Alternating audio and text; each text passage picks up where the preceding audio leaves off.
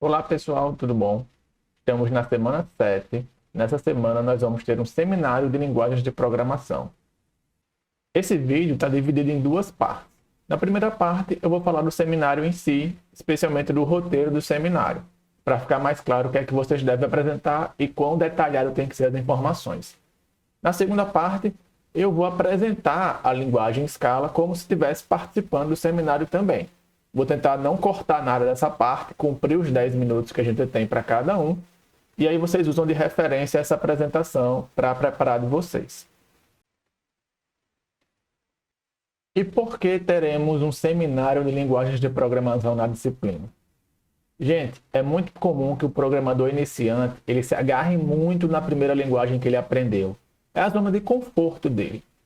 Sendo que isso limita muito as experiências dele ou as oportunidades que ele vai ter no mercado, caso ele siga esse caminho. Então, esse seminário foi pensado para vocês aprenderem o básico de outra linguagem de programação, tanto da que vocês vão pesquisar quanto das outras que os colegas vão apresentar, e também para perceber que as linguagens de programação elas têm muito em comum. Pelo menos as linguagens que seguem o paradigma imperativo ou procedural, tem esses dois nomes. Então, esse tipo de programação que a gente tem aprendido é a programação imperativa. E as linguagens mais populares costumam seguir esse paradigma, ou pelo menos dá para trabalhar com esse paradigma nas linguagens mais populares. E aí vocês vão perceber que os elementos básicos que vocês já aprenderam, eles existem também nas outras linguagens. Muda a sintaxe, às vezes muda um pouquinho a semântica, mas é essencialmente a mesma coisa. Então, esse seminário é um incentivo para vocês não se agarrarem numa linguagem. Beleza. Entrando agora no roteiro do seminário, é um roteiro razoavelmente extenso e a gente tem um tempo de 10 minutos. Vejam, é realmente para ser uma coisa superficial, certo? Nessa parte de contexto mesmo, que tem um monte de coisa, é para ser assim bem pontual em cada tópico. No caso, história. Algumas linguagens têm toda uma história por trás. Se a sua linguagem tiver, explica aí o contexto histórico em que ela surgiu, qual foi a data de lançamento dela, mês e ano pelo menos, qual é a posição dela atual no índice TIOB. O índice TIOB ele tenta definir e calcular quais as linguagens mais populares do momento, mais utilizadas e tal. Eles têm uma forma de calcular isso, e aí todas as linguagens que a gente vai apresentar, elas estão no top 50, eu acho. Então eu quero saber a sua linguagem, qual é a posição dela. Daí, o contexto em que a linguagem é utilizada. As linguagens que a gente vai apresentar, em geral, são de propósito geral. Mas se a sua linguagem se destaca em alguma área, aí você menciona. Por exemplo, o Python é de propósito geral, mas ela se destaca na análise de dados e no desenvolvimento web, eu acho. Então, constaria aqui. Organizações e sistemas que utilizam. Se sua linguagem é adotada fortemente por uma organização grande ou um sistema grande, você menciona aqui. E aí, linguagens que a sua linguagem foi influenciada e as linguagens que sua linguagem influenciou. Eu acho que alguém pegou C, né? A linguagem C. Então, a linguagem C influenciou todas as linguagens e tudo o que se entende por computação hoje em dia. É absurda a influência de C. Então, aí menciona aqui que todo mundo tem um pouco de C. E, finalmente, paradigmas suportados. O conceito de paradigmas vocês não entendem. Então, aqui é realmente só para listar. A linguagem Python, ela é procedural, ela é orientada a objeto, ela tem elementos funcionais e são basicamente esses três paradigmas que a gente vai... E basicamente são esses três paradigmas que devem aparecer. Procedural, orientado a objeto ou funcional. Procedural também pode ser chamado de imperativo. Há outros paradigmas, mas as linguagens que vamos trabalhar, elas não devem aparecer, elas não devem seguir esses paradigmas. Tipos de dados. Então, falar quais são os tipos primitivos, quais são os tipos estruturados que a linguagem oferece. Simplesmente. E aí, assim como tem tipos de dados, vocês vão ver que outras características relevantes. Toda seção vai ter isso, certo? Se na sua linguagem tem alguma coisa diferentona, ou alguma coisa que você achou muito diferente, você pode também apresentar na respectiva seção, certo? Aí, expressões, como eu declaro variáveis, como eu atribuo variáveis, quais são as operações de entrada e saída, que seria equivalente ao input e o print do Python, Quais operadores aritméticos, relacionais e lógicos a linguagem suporta? Praticamente todas as linguagens vão ser iguais nesses aspectos. Mas, como eu disse, uma linguagem, às vezes tem uma coisinha aqui ou ali diferente. Controle de fluxo. Toda linguagem vai ter if else. Praticamente toda linguagem tem os laços for, tem o while. Quais são as formas de controle de fluxo que sua linguagem oferece? E como é que sua linguagem suporta funções?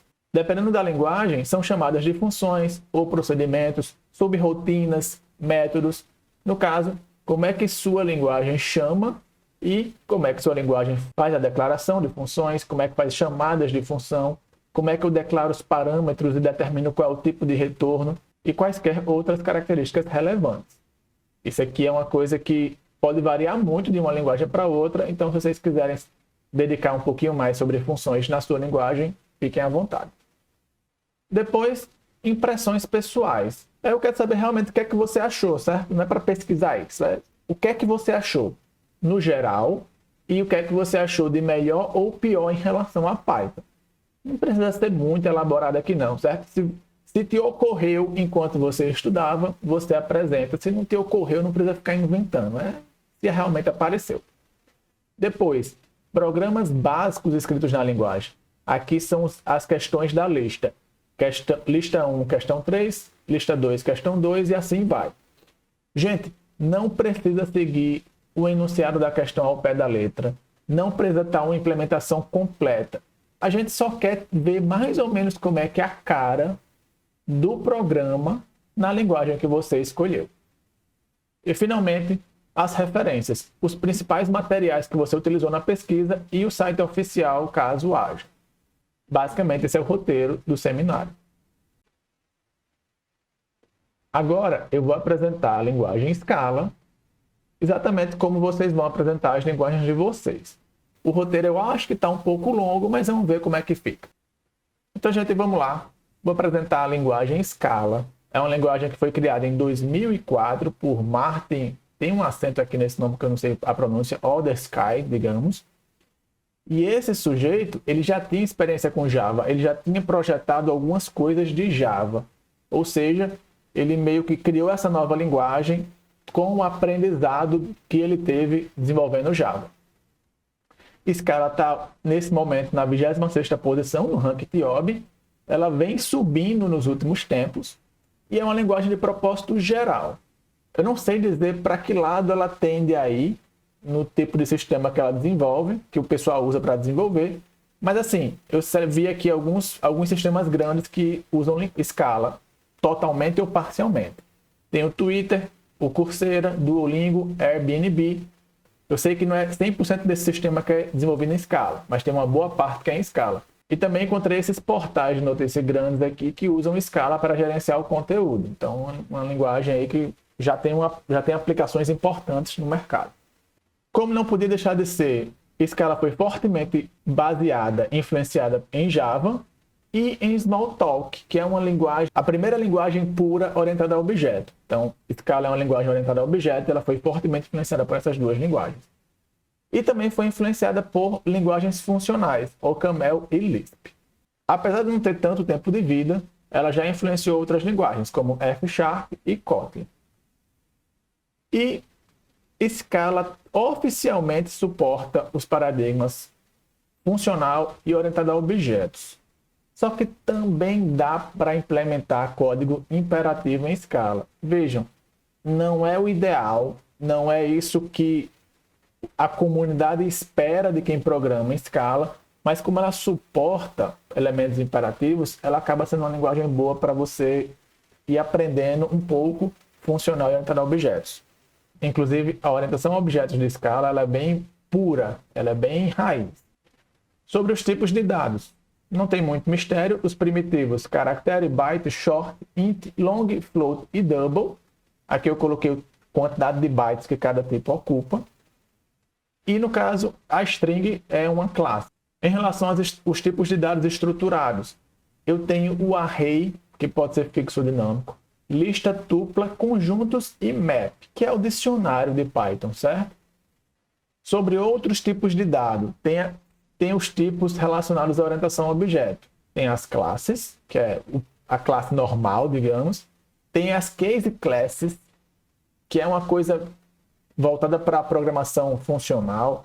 Tem singleton objects, tem companion objects, tem traits, que são interfaces. Então, essa parte é bem voltada à orientação ao objeto, e como não foi uma coisa que a gente estudou muito, não faz muito sentido se aprofundar. Aí, outros tipos que também são relevantes: unit, null e not. A gente também não vai se aprofundar muito aqui, talvez só o unit que vale a pena explicar. O unit é como se fosse um void que tem nas outras linguagens, né? É a ausência de tipo. Entrando agora em expressões. Scala tem, digamos, dois tipos de variáveis. Tem os valores e as variáveis de fato. Valor é um tipo de variável, entre aspas, que não pode mudar. É um valor, é uma constante, certo? Então, eu tenho constantes ou valores e variáveis normais. No caso, a atribuição é feita com igual mesmo, só que veja, como eu tenho os valores, isso aqui é uma constante, eu só posso usar a atribuição em variáveis, que são os vars. E uma coisa que é novidade para vocês, mas não é novidade para outras pessoas que programam, é que Scala usa tipagem estática, ou seja, o tipo da variável é determinado no próprio código, digamos, em tempo de codificação. E isso tem um impacto muito grande nos programas. Aqui eu tenho alguns exemplos básicos. Veja, val é de velho, né? É a constante, é imutável. Então eu tenho A que recebe 10. Parece que eu não determino o tipo aqui. Eu não escrevo explicitamente qual é o tipo dessa variável. Mas como eu faço uma atribuição, a própria linguagem sabe, tem como inferir o tipo. Então, ele sabe que A é do tipo inteiro. Da mesma forma, eu tenho var. Var é uma variável normal, B pode mudar. Só que, veja, mesmo para as variáveis que podem mudar, eu sou obrigado a inicializar ela. Eu não posso não inicializar. Então, esse tipo também é inferido. Ele sabe que é um inteiro porque eu estou dizendo aqui que é um inteiro. Já essas duas próximas declarações dão erro, porque eu não estou inicializando. Aqui eu estou dizendo qual é o tipo da variável, mas eu tenho que inicializar. Se eu não inicializar, dá erro. Então, as duas dão erro. E aí eu tenho uma terceira forma aqui. Eu estou dizendo var é do tipo double e recebe 4.4. Vejam, aqui eu estou declarando o tipo. Nome, dois pontos do tipo, mas não era necessário. Ele sempre infere, certo? A linguagem infere caso você não informe. Então, é opcional aqui. Aí, outras situações aqui que acontecem erro. Eu digo A recebe B. Isso aqui dá erro. Por quê? Porque A é um valor, é uma constante. Eu não posso fazer a atribuição. E B recebe E, dá erro. Por quê? B é uma variável, só que é um inteiro. Eu não tenho como uma variável inteira receber um double. Então, a tipagem de Scala é forte. Se você tentar converter um tipo para outro, sem definir explicitamente, ele também dá erro.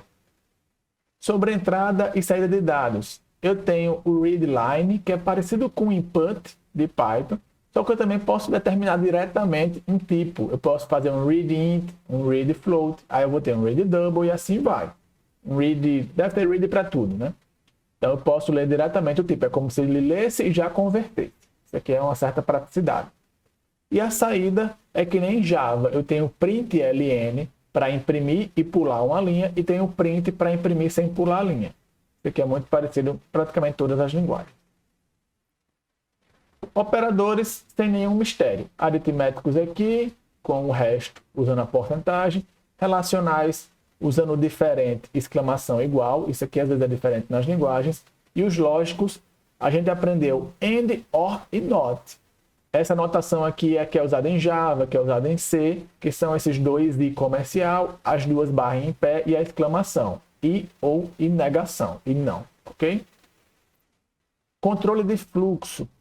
Eu tenho o ponto e vírgula. Vocês não conheceram ponto e vírgula porque trabalham com Python, mas o ponto e vírgula é usado em linguagens como C, em Java e várias outras, no final de cada linha. No caso, em Scala é opcional. Você só coloca quando precisa ter duas instruções na mesma linha. No geral, o pessoal não coloca, né? É uma coisa a menos para se preocupar. Condicionais, eu tenho if else, basicão, e tenho as case classes com pattern matching. Isso aqui é uma coisa parecida com switch case que a gente não aprendeu na disciplina. É como se fosse... Olha, eu vou falar isso, mas não é. Mas é como todo mundo fala. É como se fosse um if-else diferenciado. Não é, mas para essa apresentação vai ser, ok? Aqui eu trouxe aqui um exemplinho. O que é que está sendo feito aqui? Essa função recebe um x, certo? Como parâmetro. E eu estou fazendo x match e eu tenho os casos. O que eu estou dizendo é, se x casar o padrão dele, né? Se ele for 1, eu vou imprimir 1. Se for 2, eu imprimo 2. É como se estivesse traduzindo aqui, né? De inteiro para inglês. E esse underline aqui indica o else, é como se fosse o else. Dá para ler essa instrução aqui como se fosse: se x for 1, imprime 1. Se x for 2, imprime 2. Se x for outra coisa, ou seja, else, imprime other. Não é exatamente isso, é muito mais poderoso que isso, mas para essa apresentação é o bastante. Aí, Scala também tem o while, basicão, tem um for comum, com uma sintaxe bem poderosa. Eu consigo, numa mesma linha aqui, numa mesma especificação, fazer um for simples, um for aninhado, de vários níveis. Eu posso controlar, fazer um controle de repetições assim muito mais rico. O for de Scala é extremamente poderoso. Esse for aqui mesmo, ele está usando dois índices. O i está de 0 a 5, o j de 0 a 5, para i diferente de j. Então, esse aqui me dá um controle muito grande sobre a interação. Isso aqui é como se estivesse processando uma matriz. Isso aqui é um for aninhado, apesar de não parecer, certo? Uma coisa interessante é que Scala não tem os comandos break e continue. Até tem, mas você tem que explicitamente declarar. É como se os caras tivessem feito de maneira a dificultar o seu uso. Não por acaso, certo? O uso de continue break não é desejável, como vocês bem sabem. E, além disso, o Scala tem um laço que é o do while. Ele é semanticamente equivalente ao while, só que ele facilita em algumas situações. Até nos exemplos a gente vai ter uma situação como essa. Entrando agora em funções. Aqui eu já trouxe um exemplo. Eu tenho a palavra-chave def para definir a função, nome da função, e aí na declaração dos parâmetros, vejam que tem o nome do parâmetro e o tipo. Isso é obrigatório. Além do nome e tipo, eu posso definir um valor padrão, que nem Python faz, e o resto da sintaxe é símbolo de igual, e aí abre e fecha chaves para definir o corpo da função. Então, nesse caso aqui, a função recebe dois números, declara uma variável interna aqui, multiplica esses dois números. Se o y não for informado, ele usa 2. E aqui tem uma coisa que é um pouco esquisita também. Vejam que resultado ele está solto aqui, né? No caso de Scala, o retorno da função é a última expressão. No caso, eu não preciso escrever um return resultado. O último valor que aparece na última linha vai ser o retorno da função. E aí, como é que é a chamada? Ampliar 2, 3, a chamada é sem nenhum mistério. No caso, como eu estou definindo aqui o valor de y, ele multiplica por 3. E aqui eu omiti, né? Ele usa o valor padrão 2 e ele vai imprimir 4. Aí algumas informações a mais sobre as funções. A última expressão é o retorno, como eu já tinha dito. O tipo do retorno é inferido. Vejam que aqui eu não declaro qual é o tipo do retorno. É opcional. Eu posso declarar, mas ele também infere, a menos que a função seja recursiva. Vocês nem sabem o que é função recursiva, então ele infere. Ok? E uma coisa que é interessante é que eu posso escrever símbolos como nome da função. Isso tem uma aplicação muito útil na sobrecarga de operadores. Então, em vez de ter um nome, eu poderia usar um mais aqui, ou um maior. Eu posso escrever símbolos como nome de função. Em relação aos parâmetros, eles são sempre valores, ou seja, isso aqui eu não posso mudar o valor de x e y dentro da função. Simplesmente não posso, certo? Porque eles são constantes, eles são valores, são imutáveis. E eles podem ter um valor padrão, como a gente já viu, e podem ser outras funções. Ou seja, Scala suporta funções de alta ordem, mas isso também não convém para a gente. Impressões pessoais. Scala me agradou, eu conheci Scala há pouco tempo, Scala me agradou porque ele tem uma sintaxe muito coerente. É como se você, depois de aprender um pouco sobre Scala, você já sabe usar Scala para fazer o básico, assim, em relação à sintaxe. Sendo que a parte orientada a objetos de Scala tem muitos conceitos um pouco diferentes para aprender, um pouco diferentes de outras linguagens. Então acaba que você tem uma sensação de que tem que aprender muita coisa, aprender novas formas de fazer a mesma coisa. Por ser multiparadigma, ela facilita, é uma porta de entrada para outros paradigmas. Vejam, eu já sei programar imperativo. Aí eu posso dar Scala para ir aprendendo funcional ou ir aprendendo orientação a objeto. Fica um pouco mais agradável nesse sentido. E uma coisa que não é tão legal é que ela não é tão popular. E por não ser tão popular, ela tem uma comunidade que não é tão grande, ela tem menos ferramentas, menos IDEs. Isso tudo pode ser uma barreira para quem está começando na linguagem. Em relação a Python, uma coisa que eu acho melhor é a tipagem estática, que é bem grande, porque depois da experiência com Python e de outras linguagens, eu não me dou bem com a tipagem dinâmica. Eu acho que facilita um mínimo e complica um bocado a compreensão do código. Não gosto, não recomendo. Tenho raiva de quem defende. Mentira, não tenho raiva de quem defende não, mas para mim não rola tipagem dinâmica. Eu acho muito mais custoso entender os programas. Os erros ficam escondidos por mais tempo. Para mim tem muitas desvantagens. E, além disso, toda a comunidade, toda a documentação de Scala tem um incentivo muito grande a variáveis imutáveis ou a programação funcional como um todo. Então, é uma forma de você ir aprendendo programação funcional, mesmo sem querer. Coisa que outras linguagens podem até suportar a programação funcional, só que não tem esse incentivo. Python mesmo tem elementos de linguagem funcional, só que não é legal de fazer e você não vê a comunidade utilizando. Então, você não vai aprender programação funcional usando Python, menos que você queira muito. E em relação a Python, o que é que eu acho pior? Tem uma curva de aprendizagem um pouco mais desafiadora, tem muita coisa para aprender e para quem está começando realmente é menos agradável. E aí, por ser menos usado e menos popular, tem uma comunidade menor, isso eu já falei, né? Provavelmente não vai ter tantas aplicações, você não vai ter tantas ofertas de emprego, não vai ter tantas ferramentas para aprender, tantos cursos. Então, nesse sentido, é pior. Inclusive, esse foi o principal motivo da disciplina não ser em Scala. Só que eu achei que, não, a linguagem melhor, se o pessoal vai aprender bem uma linguagem, que seja uma linguagem bem mais popular como o Python. Então, esse foi o principal motivo da gente ter aprendido Python nesse semestre. E aqui, gente, eu tenho os exemplos de código na linguagem. Esse aqui é a primeira questão, para dizer quantos dias de Natal, aquele lance lá, né? Então, veja que o código é muito parecido com o que a gente já aprendeu. Declarei uma variável dia. Aqui eu estou usando o do while, que é o laço que é diferente, que a gente não conhece. Então, eu tenho uma instrução que é repetida e aqui a verificação. No while é o contrário, né? Primeiro eu verifico, depois eu executo. Aqui eu primeiro executo, depois verifico. O do while, ele é perfeito para validação de entrada. Veja como fica bem mais fácil. Escrever esse mesmo código com Python fica muito mais feio. Aí depois de receber esse dia aqui, que eu verifiquei, veja, eu já dou um read int, eu não preciso converter nada. Então eu verifico se está no intervalo.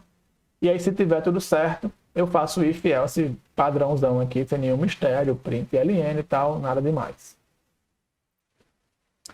O segundo programa da matriz de identidade, né? Aqui eu crio uma matriz de identidade, veja como é muito mais elaborado. Primeiro eu recebo um M do usuário, da mesma forma que eu tinha anteriormente, e aí eu tenho uma matriz, veja, a variável matriz de identidade é o nome dela. Ela é do tipo array de float, ou seja, uma matriz de float, e eu inicializo ela, eu inicializo ela como um array de dimensões m por m. Então, é muito mais feia essa declaração aqui, certo? Mas é um pouco de costume. E aí, para preencher a matriz de fato, vejam, tem esse for aninhado aqui, o i vai de 0 até menor que m, o j vai de 0 até menor que m, então esse aqui vai ser um for aninhado. Quando i é igual a j, recebe 1, quando não é, recebe 0. Vejam que a notação aqui, ela é usando parênteses e não colchete. mas essencialmente a mesma coisa. No terceiro programa, eu crio uma função bem simples, né? Crio uma função, recebe A e B, olha os tipos aqui. Retorno também é um inteiro. E se for menor do que, se A for menor do que B, retorna menos 1. Veja, o menos 1 fica solto aqui. A última instrução é que é retornada. Veja, essa é a última instrução do programa, né? Desse if aqui. A última instrução do else if e a última instrução do else. Pode causar um pouco de estranheza, mas isso aqui se acostuma bem rapidão. E a última questão, declaração de classes. Isso aqui pode também ser um pouco esquisito, porque parece que tem muita coisa acontecendo aqui no começo. Vejam, eu tenho uma classe item pedido, eu tenho que sair da frente, né? Espera aí. Eu tenho uma classe item pedido, e na própria declaração da classe, eu já tenho a declaração do construtor. Só que tem alguns detalhes aqui que eu não vou entrar, não vou explicar, mas eu basicamente tenho o construtor, que é o método com esses parâmetros aqui. Eu tenho o val, estou dizendo, eles são valores, todos são valores, ou seja, são constantes. Então tem o código que é inteiro, tem o nome que é string, tem o preço que é o double, tem a quantidade que é inteiro. Então veja que no corpo da classe não tem nada, porque tudo está acontecendo aqui na declaração. Eu tenho a declaração da classe, declaração do construtor e dos seus atributos, tudo acontecendo de uma coisa de uma vez só. E aí o código que se segue é criando uma lista. Veja, eu tenho itens, é uma variável, pode mudar. Itens é uma lista de itens pedido que é inicializada vazia. Ela está vazia no começo. Então eu estou instanciando aqui um novo item pedido. Eu uso a palavra new, então, para criar a instância, né, para chamar o construtor. E aí passo, usa os valores aqui para criar o x-salada, né, o objeto x-salada. Então, o item é esse objeto aqui, e essa operação é a de adicionar na lista. Isso aqui é bem de programação funcional, pode ser bem esquisito para a gente, mas isso é fortemente baseado nas linguagens de programação funcional, como o Lisp e os seus derivados. Mas bem, entendam que isso aqui está colocando o item na lista de itens. Então, a lista recebe. A nova lista vai ser a lista antiga adicionada de item. Isso vai ser feito 3 vezes. Então, adiciono a batata frita, o sorvete. Então, vou chamando o construtor e adicionando na lista. No final, eu tenho que iterar essa lista e calcular o total. Então, vejam, para cada item pedido na lista de itens, essa notação é parecida com o que tem em Python, só que é uma setinha aqui, né? O total é igual ao total e tem a multiplicação e tal, e depois eu imprimo. Então é isso, gente. A apresentação do seminário seria aqui. Eu não sei quanto tempo deu. Sinto que deu muito mais do que os 10 minutos. Mas depois a gente vai ver e ajusta o tempo final de vocês, se for necessário. Também fui mais detalhado nas explicações do que vocês precisam ser, certo? Eu sempre puxo algum comentário, alguma coisa além. Vocês podem ser bem mais objetivos. Mas vou ver como é que ficou no final e a gente pode conversar sobre esse tempo. A gente tem 1h30 para apresentar 5 linguagens. Dá para até 15 minutos cada um, sem maiores problemas. Então, gente, é isso aí. Qualquer dúvida, podem mandar no WhatsApp. E até o próximo encontro.